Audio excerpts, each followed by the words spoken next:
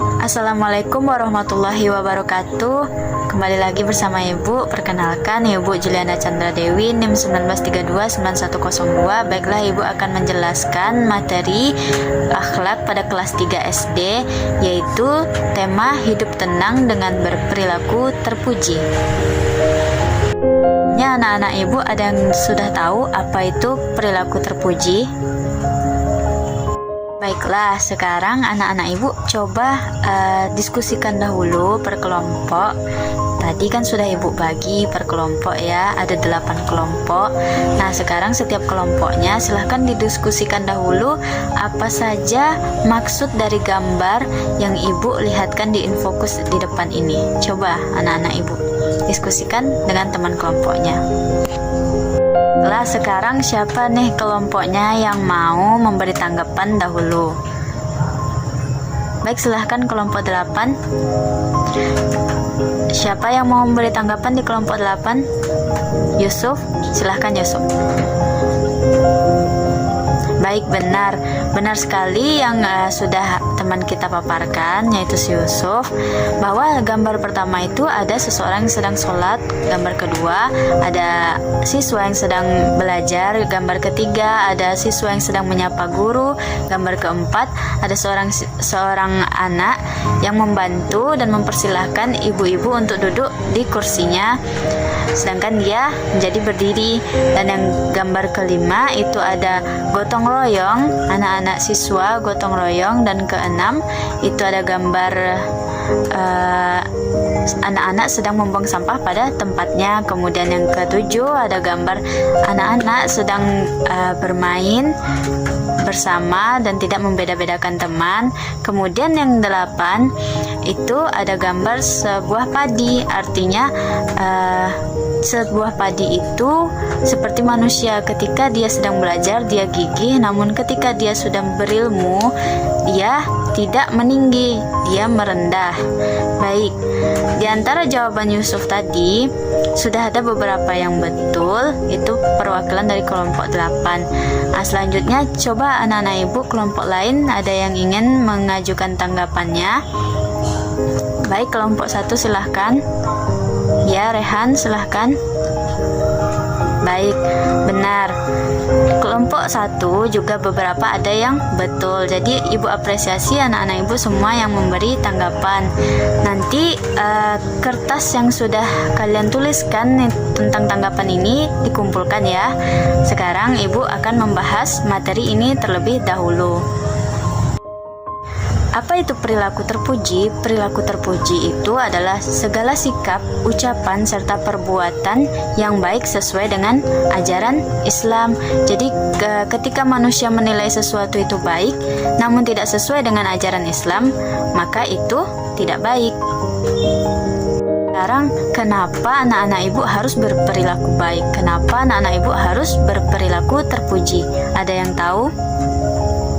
Baik, kenapa anak-anak Ibu harus berperilaku terpuji? Yang pertama itu agar mendatangkan kebaikan dari Allah Subhanahu wa Ta'ala, karena Allah mencintai hamba-hambanya yang berperilaku terpuji. Yang kedua, mendatangkan kebaikan bagi sesama. Jadi ketika anak-anak Ibu melakukan perilaku terpuji, maka keuntungan juga akan didapat di diri sendiri dan juga sesama. Selanjutnya, setiap muslim yang taat berperilaku terpuji, hidupnya akan bahagia di dunia dan di akhirat. Ketika di dunia ia akan merasa tenang dan senang karena selalu membantu dan berperilaku terpuji, dan yang di akhirat nanti dia juga akan senang.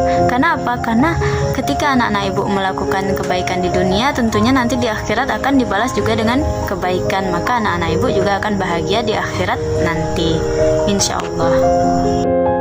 Kemudian ada nggak nih yang tahu apa saja wujud perilaku dari perilaku terpuji itu? Silahkan anak-anak Ibu. Baik, kelompok 2 silahkan. Benar, tanggung jawab. Selanjutnya kelompok 3 ya, tawadu. Dan kelompok 5 bisa menjawab. baik, peduli. Nah, 3 yang disebutkan oleh 3 kelompok teman-teman anak-anak ibu tadi itu benar ya. Jadi apa saja wujud perilaku terpuji itu? Yang pertama adalah tanggung jawab, yang kedua adalah tawadu, dan yang ketiga adalah peduli. Sekarang ibu akan menjelaskan dahulu apa itu tanggung jawab. Tanggung jawab itu sangat dianjurkan dalam kehidupan umat Islam. Karena apa? Karena seluruh perbuatan umat manusia itu, seluruh perbuatan anak-anak ibu, apapun itu dalam segala aspek, anak-anak ibu pastinya nanti di akhirat nanti akan dipertanggungjawabkan segala kegiatannya. Untuk itu anak-anak ibu harus selalu berhati-hati dalam melakukan tindakan dan juga bertanggung jawab atas apa yang sedang dilakukan. Selanjutnya, tanggung jawab itu juga bisa berarti bahwa anak-anak ibu itu bersungguh-sungguh dalam melaksanakan tugas dan bersedia menerima akibat dari perbuatannya. Jadi kalau anak-anak ibu melaksanakan tugas dengan maksimal, tentu anak-anak ibu akan mendapat hasil yang maksimal juga. Namun jika anak-anak ibu tidak maksimal membuatnya, maka anak-anak ibu juga harus berani mengambil resikonya. Itu tergantung pilihan dari anak-anak ibu. Nah, tanggung jawab sendiri ini terbagi menjadi 4. Salah satunya yang pertama itu tanggung jawab kepada Allah Subhanahu wa taala. Apa bentuk tanggung jawab anak-anak ibu terhadap Allah Subhanahu wa taala? Yaitu dengan melaksanakan ibadah dengan sebaik-baiknya. Contohnya ketika anak-anak ibu sedang melaksanakan ibadah sholat, maka anak-anak ibu harus terlebih dahulu mengetahui tata cara sholat, bagaimana cara berwudu. Anak-anak ibu harus tahu itu dahulu biar bisa melaksanakan sholat dengan benar. Kemudian yang kedua, tanggung jawab terhadap diri sendiri. Tanggung jawab terhadap diri sendiri ini maksudnya anak-anak ibu itu selalu jagalah kesehatan diri sendiri, kemudian juga giat dalam belajar menuntut ilmu. Selanjutnya yang ketiga adalah tanggung jawab terhadap orang tua. Nah, anak-anak ibu juga memiliki tanggung jawab terhadap orang tua.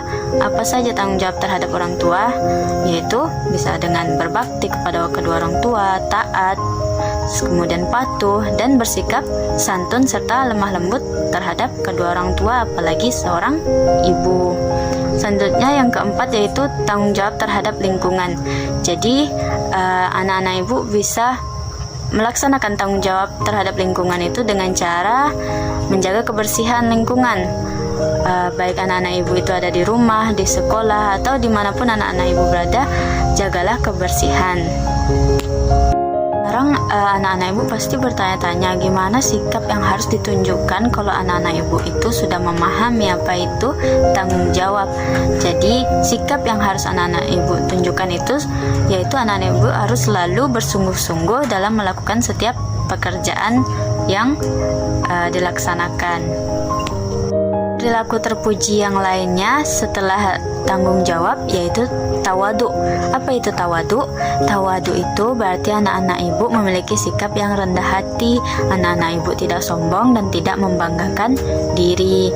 Jika anak-anak ibu bersikap tawadu, maka anak-anak ibu akan bersikap tenang.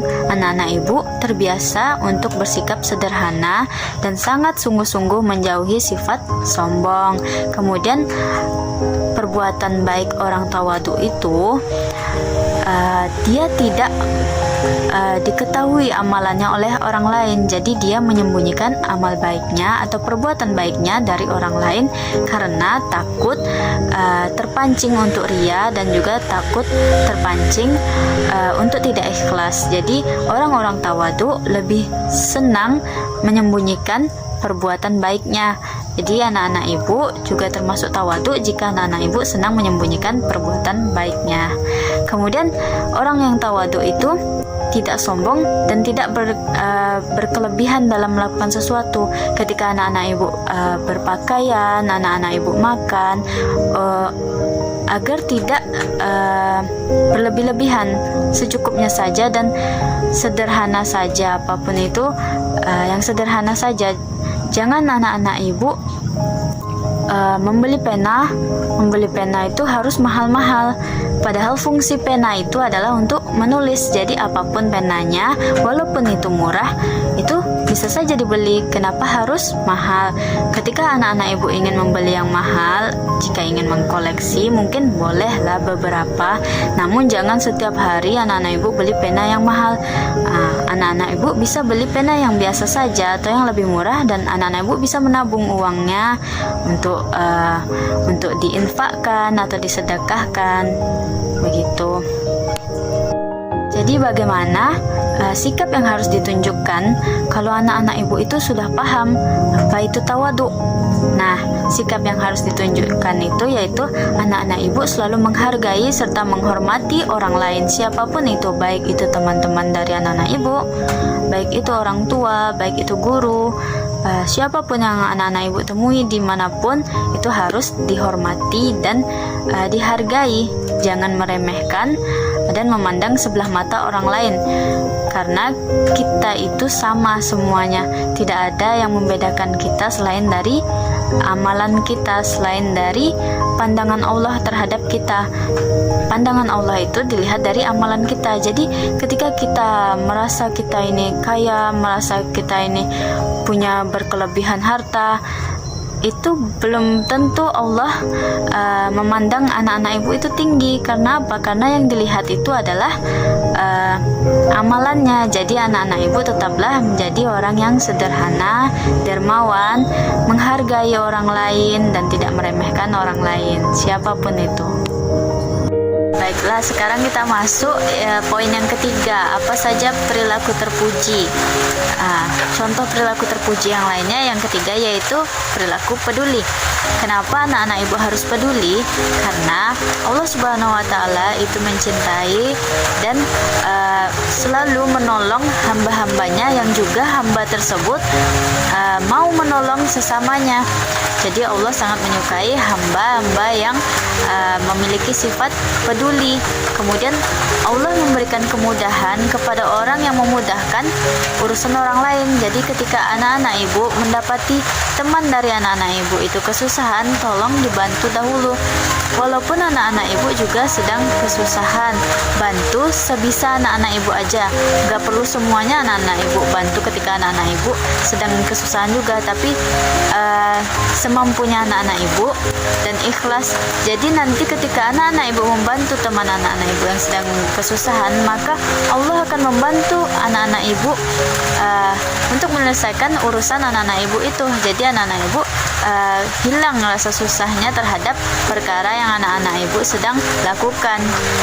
Kemudian Nabi Muhammad SAW mengajarkan kita agar selalu peduli kepada sesama dan membantu kesulitan yang dihadapi oleh orang lain.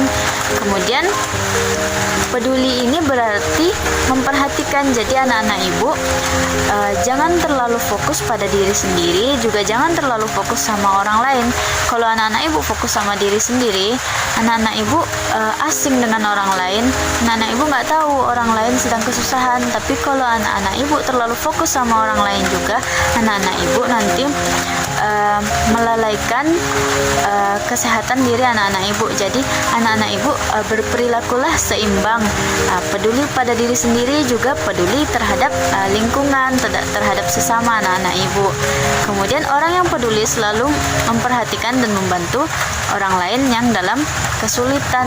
Jadi ketika ada orang lain dalam kesulitan, bantulah dengan semampunya. Ada nih sikap yang harus ditampilkan, yang ditunjukkan kalau anak-anak ibu itu udah paham sama materi tentang peduli. Jadi anak-anak ibu itu harus menampilkan sikap, harus menunjukkan sikap kalau anak-anak ibu itu memperhatikan serta membantu orang lain ketika orang lain menghadapi sebuah kesulitan. Misalnya anak-anak ibu nih melihat seorang nenek-nenek sedang menyeberang jalan. Ketika anak-anak ibu bisa menyeberang jalan, maka anak-anak ibu bantu nenek tersebut menyeberang jalan. Tapi kalau anak-anak ibu juga belum bisa, anak-anak ibu bisa meminta tolong orang lain yang lebih dewasa, yang sudah bisa menyeberang jalan untuk membantu nenek tersebut. sekaligus membantu anak ibu menyeberang juga. Jadi anak-anak ibu, selain anak-anak ibu bisa menyelamatkan diri sendiri, anak-anak ibu bisa menyeberang dibantu orang lain, anak-anak ibu juga dapat membantu orang lain juga, walaupun anak-anak ibu tidak membantunya secara langsung. Nah, cara membantu ini banyak dan beragam. Jadi anak-anak ibu bisa membantu secara langsung. Jika anak-anak ibu tidak mampu, bisa juga melalui orang lain. Dan ketika anak-anak ibu sedang sangat susah, hanya mampunya segitu, ya bantu segitu. Intinya anak-anak ibu mau membantu dan peduli serta memperhatikan sesamanya. Begitulah materi dari ibu. Nah, anak-anak ibu, sekarang ibu mau mempersilahkan anak-anak ibu untuk bernyanyi bersama. Ayo kita bernyanyi bersama. Kita sekarang bernyanyi lagu Nusa, yaitu berkata baik atau diam.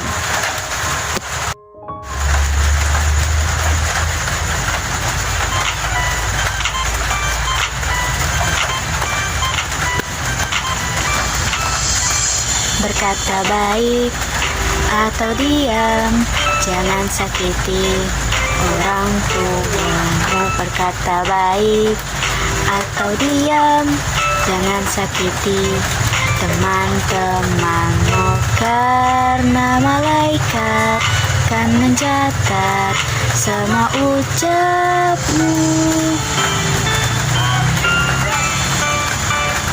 Kita harus bisa berkata yang baik pada teman-temanmu, pada orang tuamu.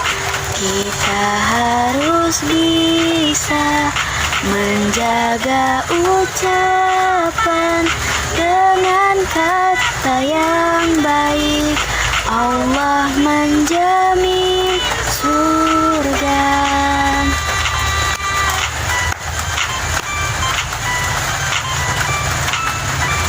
Berkata baik atau diam, jangan sakiti orang tuamu. Berkata baik atau diam, jangan sakiti teman-temanmu, karena malaikat kan mencatat semua ucapmu. Kita harus bisa berkata yang baik pada teman-temanmu, pada orang tuamu. Kita harus bisa menjaga ucapan dengan kata yang baik. Allah menjamin surga.